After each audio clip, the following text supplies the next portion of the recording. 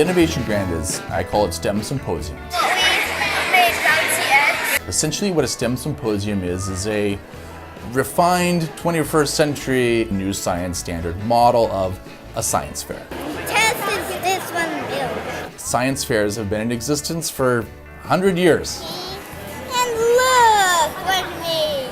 We need to be innovative in the way that we approach science fairs because science is changing. How long does it take one to go to the top and do a whole cycle? Like the way that we learn science is changing, and we need to match all of what we do to then fit that 21st century model. STEM is important because it teaches problem solving and critical thinking. And that's something that students need no matter what they do when they grow up. It teaches them when they're engineering something, how do they make something work? How do they keep going when it doesn't work the first time? It teaches a lot of perseverance. Over here we have tumbling towers. You're trying to build the highest tower you can. So our goal was to start to move teachers and families and students to a new way of thinking about science. I'm nervous.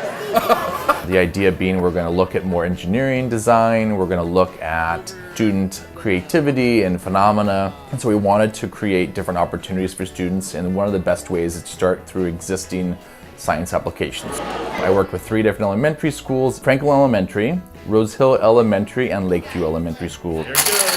Each elementary school has taken their own sort of routes to what they're going to do this year as our initial kind of push towards increasing our engineering and our computer science. Talk to each other, decide which bone to go after. In the past, our science fair was kids just doing typical science projects using the scientific method. This year, we are trying to get our kids involved in presenting projects that are about all aspects of STEM. So not only do our students have the option to make a science project, but they can also engineer like an invention or engineer something that solves a problem, or they can do a project in code where they're coding some sort of invention or coding a solution to a problem. All schools are doing STEM builds, which are all engineering based. And then we also have all schools doing what's called Rosie Runtime, which is kind of a screenless computer science. this is cool. What did you do? The part that was, I think, the most fun and enjoyable to me was watching students try to solve problems right in the builds. So we had kids that were first graders and second graders like really looking at, all right, we're building this tower. How do I balance it? How do I find ways to make sure there's enough weight on this side versus the other side? Here, hold it. Yeah, I'm holding it. When I look at any type of a STEM build, anything with science, it should be around how do we solve problems?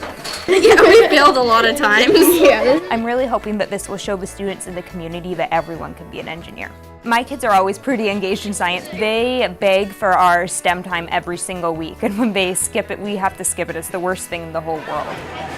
I think about how do we talk with our kids about science? How do we share in the joy of learning science and engineering? And that's why these are so important, to see families working together and to have parents and teachers that are accompanying students about, oh, that was a great idea, or oh, this was really interesting how you solved this problem. Let's go write it on the board. This is not a one-year thing. For me, this is an initial push, and we get funding to get teachers on board, and then we're going to continue to add to it as we go throughout the next 5 years.